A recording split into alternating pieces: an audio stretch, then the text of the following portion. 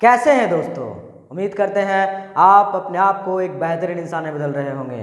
तो दोस्तों, बेहतरीन सफ़र को आज हम लोग एक बेहतरीन टॉपिक से क्या कर रहे हैं, स्टार्ट कर रहे हैं। वो टॉपिक है आपका दोस्तों numerical problem based on Gauss theorem. Numerical problem based on Gauss law.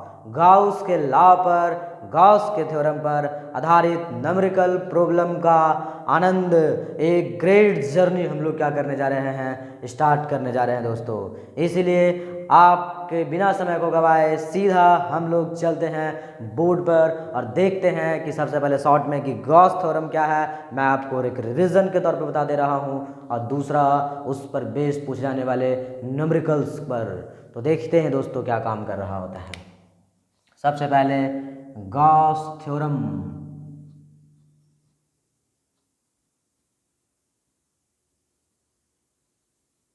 Gauss theorem दोस्तों, उन्होंने कहा कि किसी भी क्लोज सरफेस से पास करने वाला फ्लक्स वो ई डॉट डी ए होते हैं, ई डॉट डी ए होते हैं बच्चों। लेकिन इनके बारे में उन्होंने कहा कि फ्लक्स बहुत छोटे के लिए भी वैलिड होता है, इसलिए डी फाई इक्वल टू लिखे जा सकते हैं ई dot D A, E dot D ए। लेकिन जब आप इसे एलेबरेट करते हैं तो डी फाई इक्वल टू क्या आता है, क्योंकि यहाँ डॉट है बच्चों, इसलिए कॉस कंपोनेंट की बातें होगी डी ए कॉस थीटा। लेकिन ये किसी भी छोटे से सरफेस के लिए हो रहा होता है, लेकिन जब छोटे से सरफेस को मैं क्या कर देता हूँ, इंटीग्रेशन लगा देता हूँ, तब ये क्या हो जाता है बच्चों, फुल कैलकुलेट हो जाता है, टोटल नेट कैलकुलेट हो जाता है। लेकिन जब ये एरिया के रिस्पेक्ट में होता है तो यहाँ पर क्लोज सरफेस इंटीग्रल लगाए जाते हैं, क्लोज सरफेस इंटीग्रल। ये क्या इंडिकेट्स कर रहा है बच्चों आपको, ये जो इंडिकेशन है ये है closed, closed surface integral.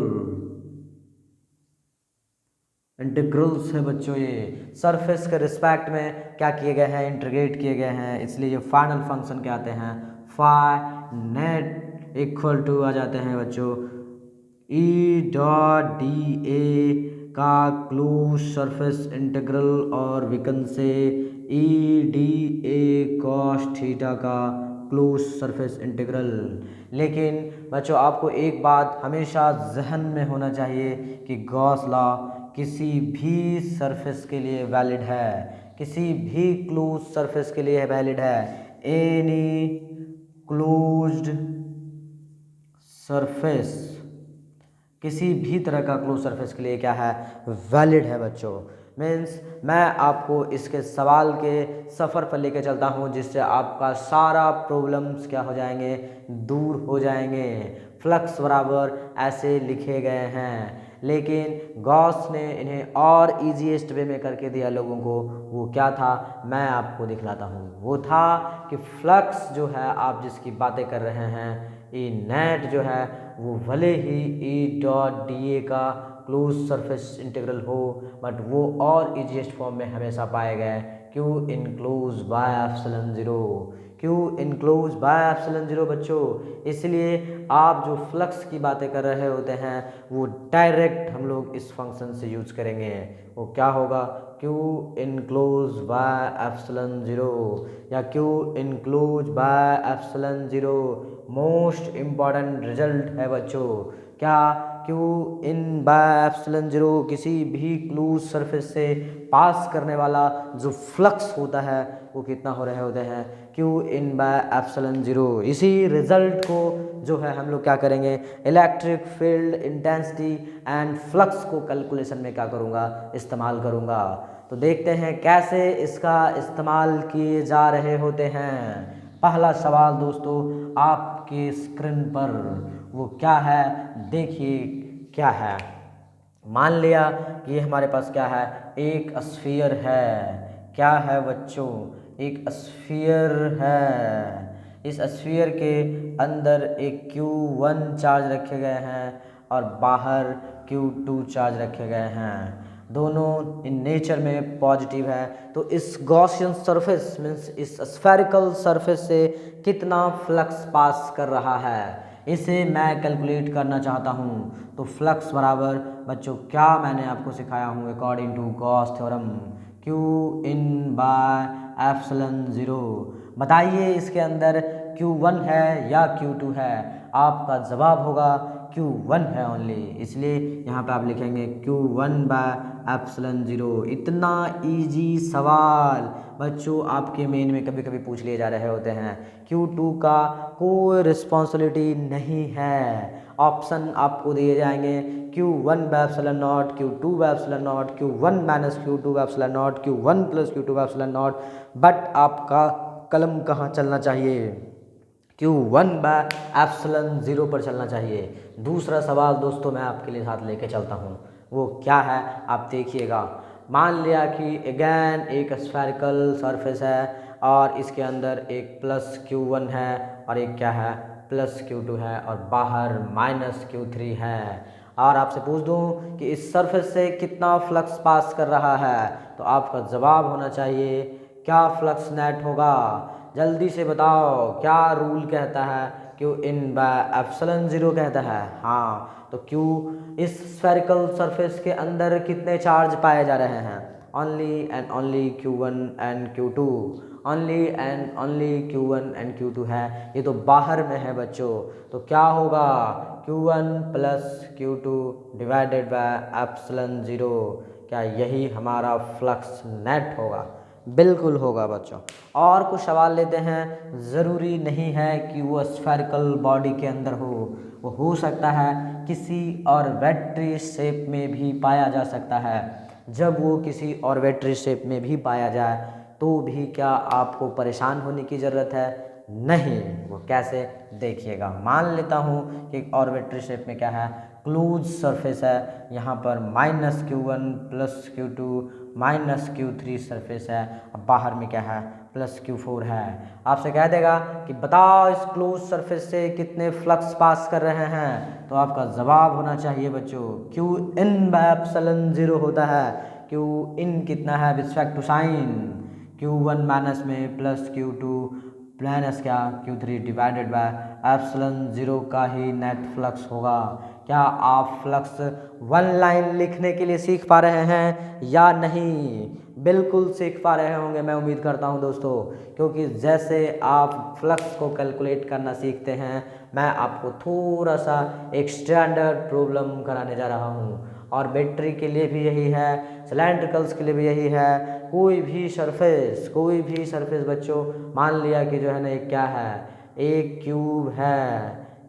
Cube है या फिर इसी का एक बड़ा शेप में क्यूबाइड भी हो सकता था, क्यूबाइड भी हो सकते हैं। तो ऐसे सेंस में भी आपको घबराने की ज़रूरत बिल्कुल भी नहीं है।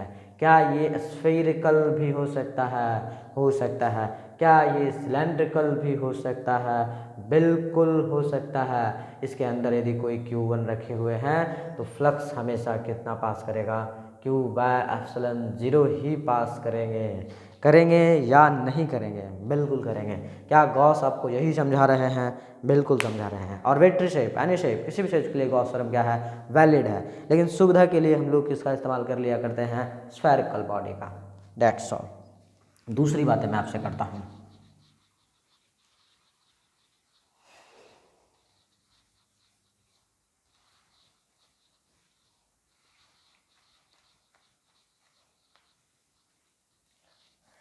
सपोज बाहर वाले चार्ज जो देख रहे थे आप बच्चों पार्टिसिपेट क्यों नहीं कर रहा था।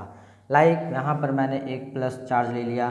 अब मैं पूछता हूँ इस सरफेस से कितने फ्लक्स पास कर रहे हैं, तो आप जानते हैं इससे number of electric field line कुछ इस तरीक़ा से क्या करेंगे क्रॉस करेंगे, है ना। तो क्यों नहीं कार्य करेगा फ्लक्स पास? मैं बोल रहा हूँ फ्लक्स यहाँ का क्या है फाइनाइट इक्वल टू ज़ीरो है। क्यों? क्योंकि इनकमिंग फ्लक्स पॉजिटिव है बट आउटगोइंग फ्लक्स क्या है नेगेटिव है। क्यों नेगेटिव और पॉजिटिव हो रहे होते हैं? इनकमिंग क्या है पॉजिटिव है और आउटगोइंग फ्लक्स क्या है आउटगोइंग इलेक्ट्रिक फ्लक्स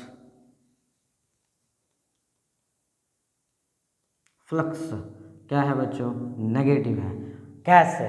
जैसे मैं यहाँ पे बताऊँ, यहाँ पे टेंजेंट क्या है, यहाँ पर टेंजेंट क्या है, यहाँ पे टेंजेंट क्या है, सब जगह मैं क्या ड्रॉ करूँगा, इनकमिंग और आउटगोइंग के पास टेंजेंट ड्रॉ करूँगा और ये फाइनल कंक्लूजन पर पहुँचूँगा कि क्यों ज़ीरो है। फाइनल कंक्लूजन पर पहुँचते हुए इसे ज़ीरो करार देना है। ज़रा सोचिए, यहाँ पर आप टेंजेंट ड्रॉ करेंगे तो क्या होगा, कुछ इस तरीके से होगा। तो बताइए यहाँ पर थीटा क्या होगा, क्या थीटा लेस देन 90 होगा? हाँ, तो फ्लक्स क्या होगा, पॉजिटिव होगा, क्योंकि ई डी ए कॉस थीटा होते हैं। यहाँ पे भी यदि आप टेंजेंट ड्रॉ करेंगे तो ये भी एंगल क्या होगा, लेस देन क्या होगा, 90 होगा।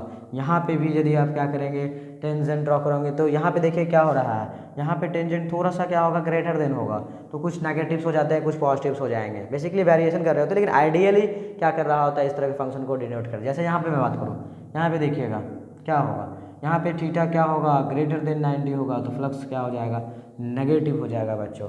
यहाँ पे भी आप देखिए टेंजेंट ड्रॉ करेंगे, क्या होगा, थीटा ग्रेटर देन 90 होगा, तो cos theta greater than 90 mean second coordinate में लाई करेगा, फ्लक्स क्या हो जाएगा बच्चों, नेगेटिव में हो जाएगा। लेकिन यहाँ पे देखिए क्या होगा, यहाँ पे टेंजेंट लेस देन 90 होगा, लेस देन 90 होगा, तो यहाँ फ्लक्स पॉजिटिव होगा। और यहाँ पे भी क्या होगा, थीटा लेस देन 90 होगा, तो यहाँ पे भी फ्लक्स क्या होगा, पॉजिटिव होगा। बट इसके जस्ट करस्पॉन्डिंग क्या हो रहा होता है बच्चों, यहाँ पर थीटा क्या हो रहा होता है, ग्रेटर देन 90 हो रहा है, तो फ्लक्स क्या होगा, नेगेटिव होगा। यहाँ नेगेटिव, यहाँ पॉजिटिव, यहाँ नेगेटिव, यहाँ पॉजिटिव, बट यहाँ पॉजिटिव तो यहाँ क्या, नेगेटिव। करस्पॉन्डिंग बच्चों क्या हो रहा होता है, लेकिन साइन कन्वेंशनली क्या कह दिए जा रहे होते हैं, इनकमिंग फ्लक्स पॉजिटिव और आउटगोइंग फ्लक्स क्या हो रहे होते हैं, नेगेटिव हो रहे होते हैं। लेकिन एक बात समझिए, जो लाइन एंटर कर रहे होते हैं वो depending upon tangent and direction of electric field positive भी आ सकते हैं और आउटगोइंग के पास क्या आ सकते हैं, नेगेटिव भी आ सकते हैं। तो इस तरीके से जैसे कोई पॉजिटिव आया है तो उससे आउट वाला क्या आ जाएगा, नेगेटिव आ जाएगा। इसलिए बाहर में रखे हुए चार्ज का फ्लक्स में कंट्रीब्यूशन कितना होता है, आप कहेंगे ज़ीरो होता है।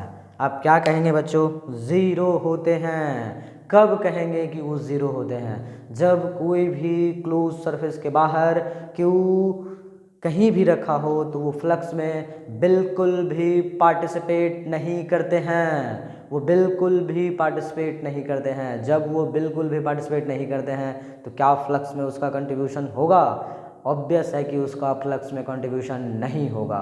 तो दोस्तों इसीलिए मैं इन सबों को एक मिक्सअप करके क्या करता हूँ, एक फ्लक्स के प्रॉब्लम को डिज़ाइन करता हूँ, वो भी आपके लिए। देखिएगा दोस्तों,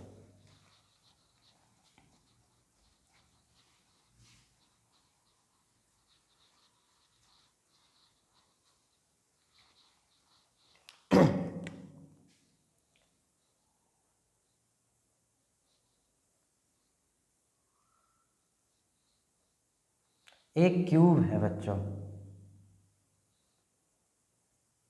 इस क्यूब के सेंटर पर Q1 रखे गए हैं, बट बाहर क्या रखे गए हैं, Q2 रखे गए हैं। बताइए फ्लक्स कितना होगा। आप फ्लक्स को लिखेंगे डायरेक्टली क्या, Q1/ε0 है कि नहीं, बिल्कुल। बात समझ में आ रही है, बाहर वाला पार्टिसिपेट नहीं करते हैं, बाहर वाले पार्टिसिपेट बिल्कुल भी नहीं करते हैं। एक सवाल और आपके लिए मैं डिज़ाइन करता हूँ, लाइक ये एक क्या है, स्फीयर है, क्लोज स्फीयर है। कैसा स्फीयर है बच्चों, क्लोज, ये एकदम पूरा बंद है बच्चों। और मैं यहाँ बाहर में क्यों रख दूँ, तो बताओ इस सरफेस से कितने फ्लक्स पास करेंगे। आप कहेंगे कि फ्लक्स ज़ीरो होगा, फ्लक्स क्या होगा, ज़ीरो होंगे। लेकिन मैं आपको ऐसा स्फीयर बना के देता और मैं आपसे कहता कि ये जो है खुला हुआ था, बट यहाँ पर क्या था, क्यों रखे हुए हैं, तो फ्लक्स कितना पास करेगा। आप जानते हैं कि पूरा क्लोज से बात हो रहा होता है, तो मैंने इससे क्या कर दिया, रैंडम क्लोज रूप दे दिया। जैसे मैंने इसे क्लोज रूप दे दिया तो फ्लक्स पता करना है कितना होगा। आप जानते हैं पूरा क्लोज होता तो फ्लक्स आप कहते हैं Q/ε0, लेकिन ये आधा है बच्चों, इसलिए क्या हो जाएगा, 2 से डिवाइड हो जाएगा, इसलिए क्या होगा, Q/2ε0 हो जाएगा। क्या बात समझ में आती है, बात मुझे लग रहा है कि आपको पूरी तरीक़ा से समझ में आ रहा है। तो दोस्तों कुछ और अच्छे प्रॉब्लम हम लोग करते हैं, वो कैसे देखते हैं।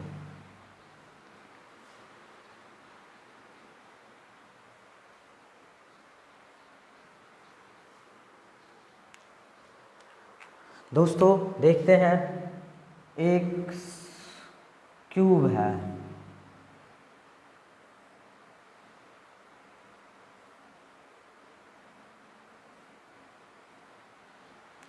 इस क्यूब को हम लोग एक यूनिफॉर्म इलेक्ट्रिक फील्ड में रख देते हैं। कैसे इलेक्ट्रिक फील्ड में बच्चों? एकदम यूनिफॉर्म इलेक्ट्रिक फील्ड में रख देता हूँ। कैसे फील्ड में? यूनिफॉर्म। यहाँ पर ई क्या है बच्चों? यूनिफॉर्म इलेक्ट्रिक फील्ड है। तो जब यूनिफॉर्म इलेक्ट्रिक फील्ड में रखे जाएंगे और इसका साइड मैंने आपको ए दे दिया, तो आपसे मैं पूछ दूं कि बताओ इससे पास करने वाला नेट फ्लक्स कितना है? इससे पास करने वाले नेट फ्लक्स कितने हैं बच्चों? तो आप क्या जानते हैं फ्लक्स के बारे में? थोड़ा सा फ्लक्स का कंसेप्ट आपको पता होना चाहिए। यहाँ पे इलेक्ट्रिक फील्ड कैसे है बच्चों? इस डायरेक्शन में है, बट इस ऊपर वाले सरफेस का एरिया वेक्टर कहाँ होगा? ऊपर होगा। ई एंड ए के बीच एंगल कितना बन रहा है? 90। फिर क्या नीचे बॉटम पर भी एक सरफेस है? बिल्कुल। इसका इलेक्ट्रिक फील्ड ऐसे एरिया वेक्टर इस डायरेक्शन में होगा बच्चों।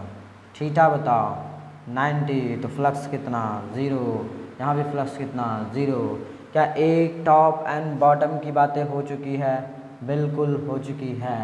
टॉप एंड बॉटम की बातें आप कर चुके हैं। एक फ्रंट वॉल होते हैं, एक सामने वाली दीवार, इसका एरिया वेक्टर आउटवर्ड, और इसका इलेक्ट्रिक फील्ड ऐसे, तो बाहर और ऐसे में एंगल कितना बनेगा? आप जानते हैं थीटा 90, तो फ्लक्स कितना? 0।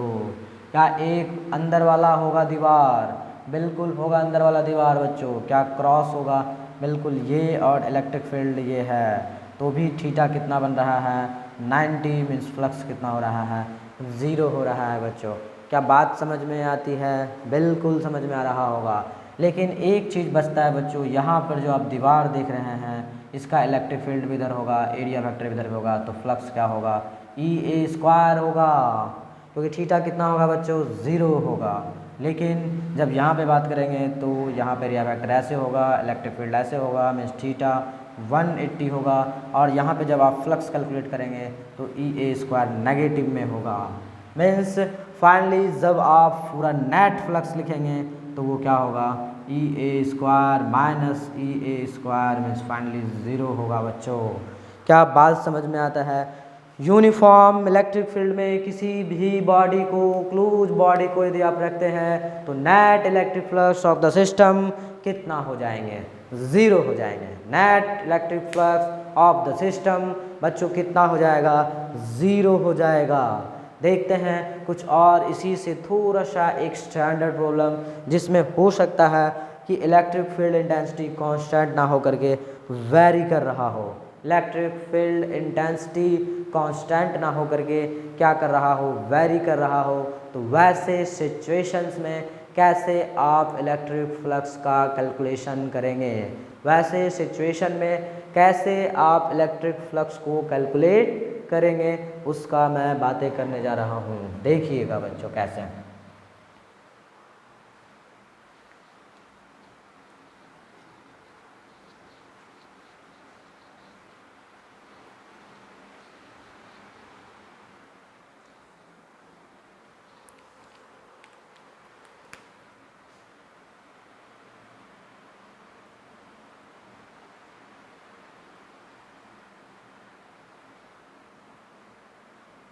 ये एक स्क्वायर है बच्चों, साइड इसका क्या है? ए यूनिट है।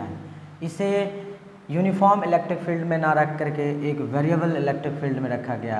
ई वेरी कर रहा है ई नॉट एक्स के रिस्पेक्ट में, न्यूटन पर कूलम्ब के रिस्पेक्ट में। जैसे जैसे डिस्टेंस बढ़ता जाएगा वैसे वैसे ये भी डिस्टेंस सपोज मैंने ए ले लिया। तो बच्चों आपको पहले पता होना चाहिए, आपसे कहते हैं बताओ कि find net electric flux passing through that area, means this type of cube. तो आप क्या करेंगे बच्चों? आपको पता होना चाहिए सबसे पहले कि किसका किसका एरिया वेक्टर इलेक्ट्रिक फील्ड के 90 डिग्री होगा। क्या ये वाला और ये वाला के बीच 90 बनेगा? फ्लक्स 0 हो जाएगा। क्या नीचे भी वही होगा?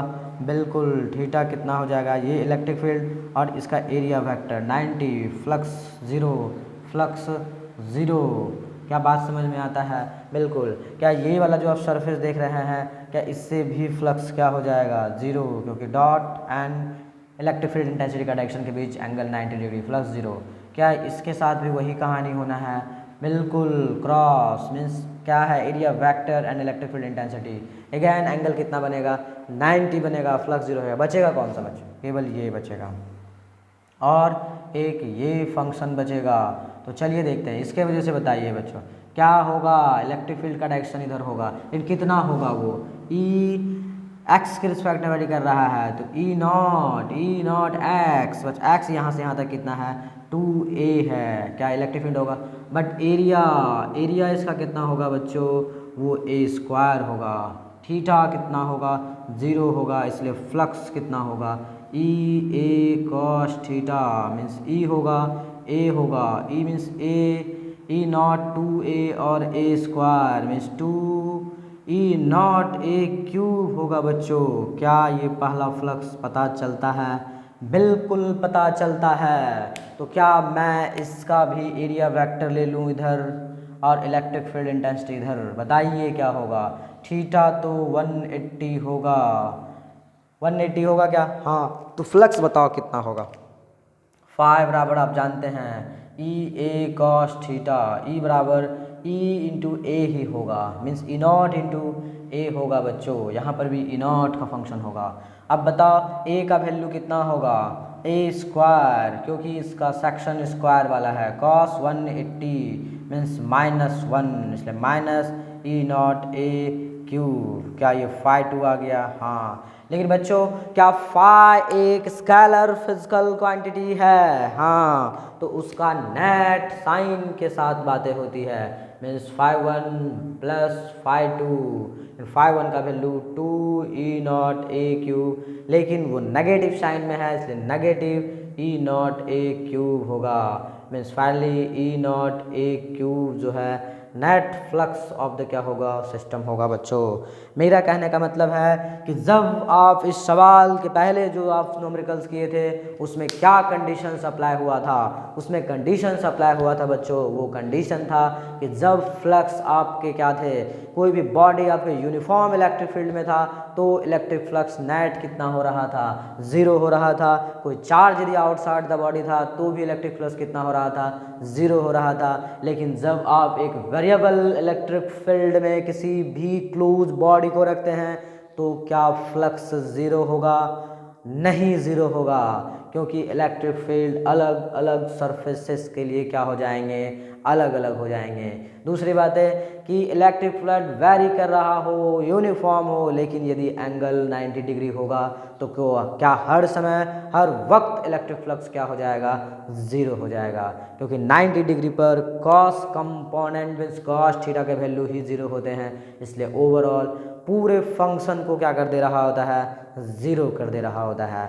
उम्मीद करते हैं बच्चों ये बात आपको समझ में आई होगी। तो दूसरा प्रॉब्लम हम लोग लेते हैं गॉस पर बेस्ड।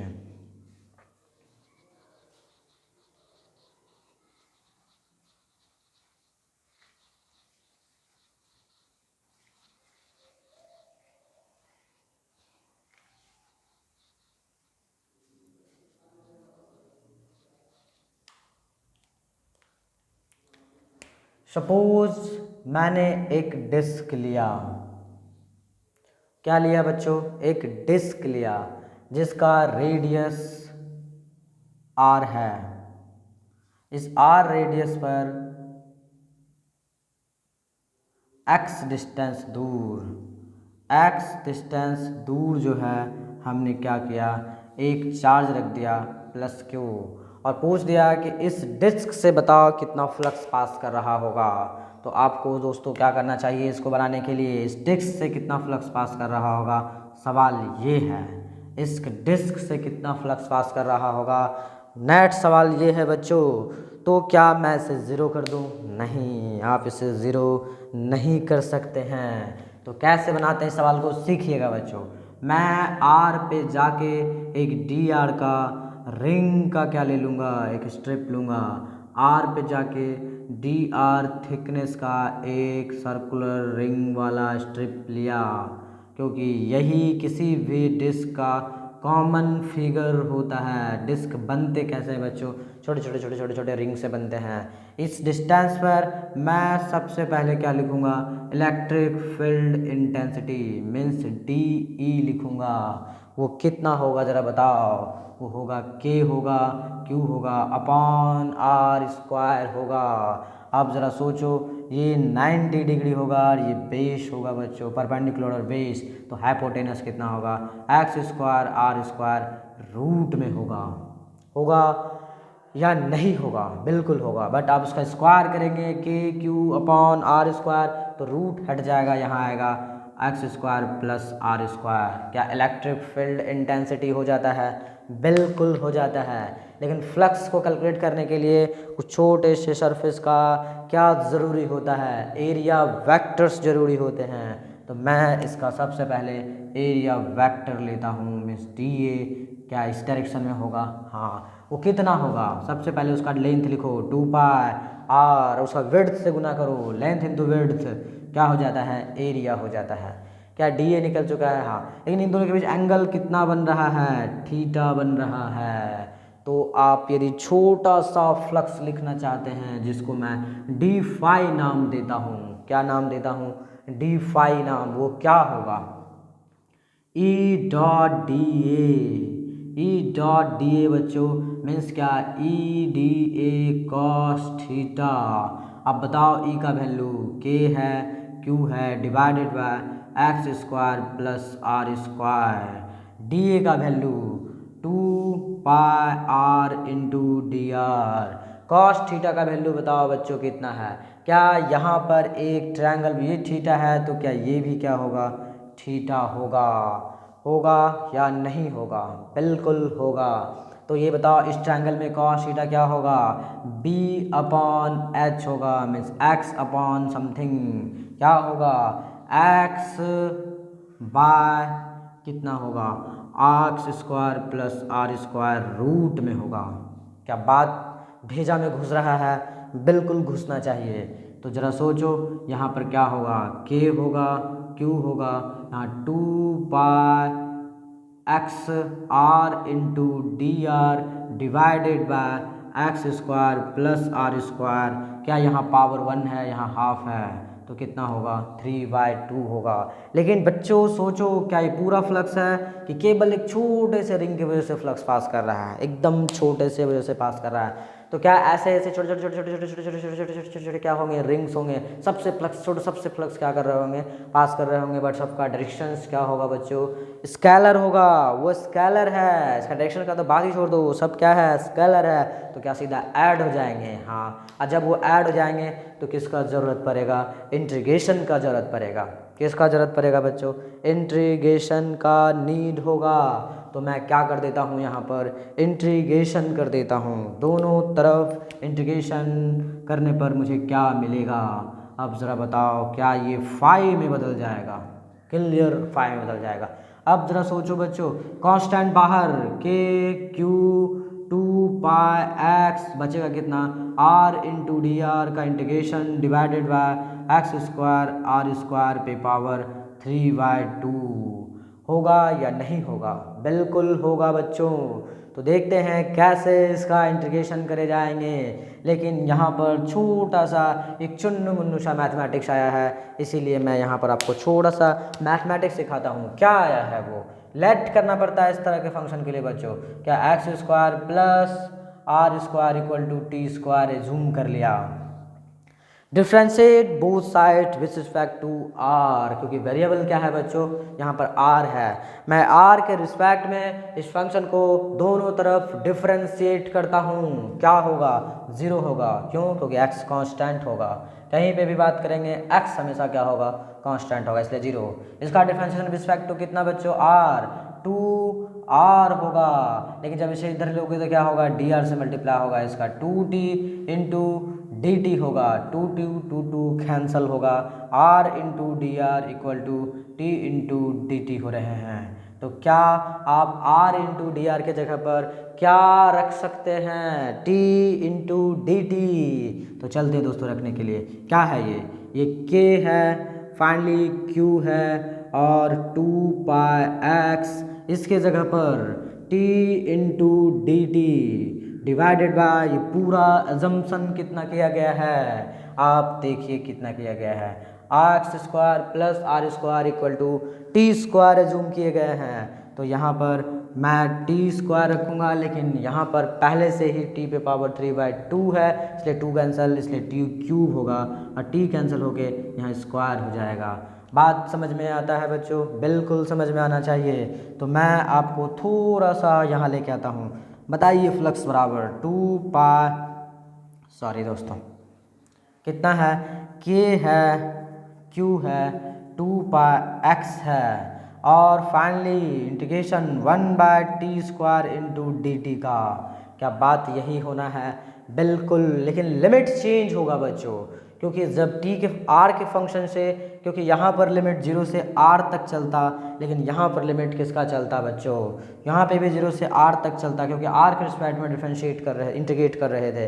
बट यहाँ t का फंक्शन आ चुका है, इसलिए बदलेगा। जब आप r का वैल्यू को 0 रखेंगे, रखिए 0, जब 0 रखेंगे तो t² बराबर x² होगा, मीन्स t का वैल्यू x होगा, इसलिए आपको लोअर लिमिट x लगाना चाहिए। अपर लिमिट, जब अपर लिमिट आप r लगाएंगे तो क्या हो जाएगा, यहाँ पर r होगा कैपिटल में, t निकालेंगे तो रूट में जाएगा, means x² plus capital R² root में लगेगा। यहाँ भी आप उस फंक्शन को लग सकते थे, कितना बच्चों, x से R² प्लस x² रूट में अपर लिमिट लगता या नहीं। चलिए इसका इंटीग्रेशन बता दीजिए बच्चों, क्या होगा, k होगा, q होगा, 2πx होगा। इसका इंटीग्रेशन बच्चों -1/x हो रहे होते हैं, मीन्स x से कहाँ तक जाएगा बच्चों, ये लिमिट कहाँ से कहाँ तक जाएगा, मीन्स -1/t होगा, क्योंकि t के टर्म में बातें हो रही है। x से कहाँ तक, R² प्लस x² रूट में फंक्शन होगा। आप इसको देखिए सॉल्व करके कितना आ रहा है, ये फंक्शन आएगा k q 2πx, k q 2πx। पहले यदि मैं लोअर लिमिट करूँ क्या वो प्लस में चल जाएगा, 1/x माइनस कितना हो जाएगा, माइनस ये वैल्यू आएगा बच्चों, ये 1/r² प्लस x² रूट में। यदि आप चाहते हैं कि और सॉल्व करूं तो ये x अंदर डाल देता हूं, तो यहाँ पर भी x होगा, तो ये 1 हो जाएगा, ये क्या हो जाएगा 1, और यहाँ पर भी एक x आ जाएगा। तो क्या ये पूरा फंक्शन चाहे तो आप 0 ले सकते हैं या इसी फंक्शन में ले सकते हैं, रिलेटिवली ये फंक्शन पूरा क्या हो सकता है, 0 हो सकता है। बट अकॉर्डिंग टू साइंस आपको यही क्या रखना चाहिए, याद रखना चाहिए बच्चों। यदि ये बात है तो आपके लिए ये क्या हो चुका है, आंसर निकल चुका है। बहुत ही स्टैंडर्ड सवाल है बच्चों कि डिस्क के बाहर किसी भी डिस्टेंस पर कोई चार्ज क्यों है, तो उसे पास करने वाले फ्लक्स को निकालने के लिए आप कैसे तकनीक्स का सहारा लेंगे, कैसे तकनीक्स का आपको सहारा का ज़रूरत पड़ सकता है। बहुत ही स्टैंडर्ड प्रॉब्लम है दोस्तों, मैं आपको इससे भी बेहतरीन सारे स्टैंडर्ड प्रॉब्लम मैं कराने जा रहा हूँ, आप देखते रहिए केवल।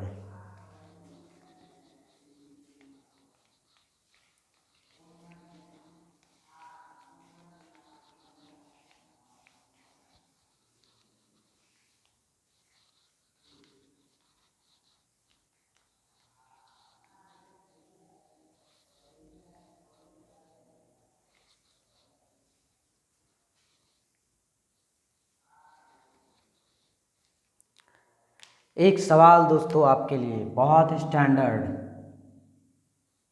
ये एक सिलेंडर है,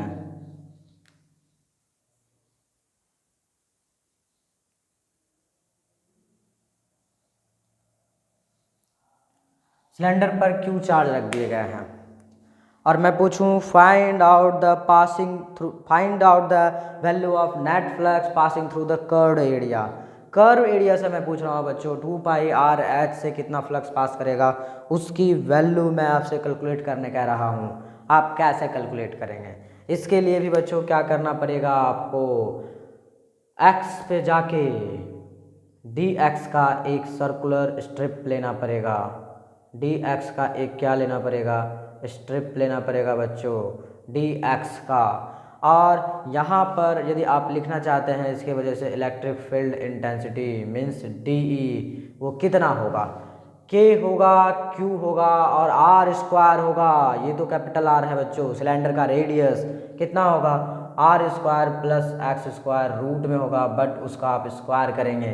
क्या यही इलेक्ट्रिक फील्ड इंटेंसिटी होगा? हाँ होगा, बट इसका छोटा सा जो एरिया वेक्टर होगा वो ऊपर होगा।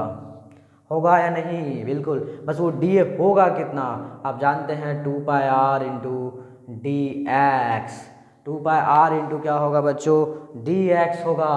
क्या ये इसका एरिया कैलकुलेट हो चुका है? बिल्कुल। लेकिन ये एंगल कितना होगा, थीटा होगा। लेकिन जब आप इसका छोटा सा फ्लक्स लिखोगे डी फाई तो क्या होगा, E dot D A means E D A cos theta. E D A cos theta, E का वैल्यू के क्यू, इसको मैं आर क्या कर देता हूँ, हटा देता हूँ स्क्वायर को, क्योंकि रूट में था बच्चों, है ना। अब बताओ एरिया का value 2πr into D x, but cos theta का वैल्यू लिखो बच्चों कितना है। कॉस थीटा का वैल्यू जल्दी से बताओ, क्या ये यदि थीटा है तो ये भी क्या होगा, थीटा। तो बेस अपॉन क्या होगा, हाइपोटेनस मीन्स आर बाय कितना होगा, R square plus X square root में होगा बच्चों। होगा या नहीं होगा? बिल्कुल होगा। अब जरा सोचो, क्या ये के होगा, क्यू होगा, 2πr होगा और फाइनली आर स्क्वायर हो जाएगा। और यदि मैं यहाँ पे लिखना चाहूँ तो क्या ऊपर डी एक्स आ रहा है divided by R square X square पे पावर कितना हो रहा है, 3/2 हो रहा है। लेकिन क्या ये छोटा सा फ्लक्स आ रहा है? हाँ। मुझे पूरा फ्लक्स चाहिए तो क्या करना होगा, इंटीग्रेशन। क्या करना होगा बच्चों, इंटीग्रेशन। लिमिट -L/2 से +L/2, क्योंकि सिलेंडर का लेंथ बच्चों क्या होगा, पूरा का पूरा L होगा। पूरा जब L होगा तो इधर कितना होगा, +L/2 होगा। और रेफरेंस के इधर जब मैं बात करूँगा तो -L/2 होगा। इसलिए लोअर लिमिट -L/2 से +L/2। बच्चों क्या मैं इस तरह का इंटीग्रेशन अभी जस्ट बताया हूँ? बिल्कुल बताया हूँ। तो क्या ये सवाल बहुत टफ हो जाता है आपके लिए? ये बहुत आसान। आप इसको सॉल्व करिए, आपकी समस्याएं क्या होगी, सॉल्व हो जाएगी। दोस्तों इतना करने के बाद मैं चाहता हूँ कि आप इस पर थोड़ा सा प्रैक्टिस करें, थोड़ा सा सवाल को आप देखें, उसके बाद मैं आपको जस्ट इससे जो है एक अपर लेवल का प्रॉब्लम्स मैं बता रहा हूँ। तब तक आप इसको स्क्रीन को पॉज करिए, अच्छा से नोट डाउन करिए इस कंसेप्ट को।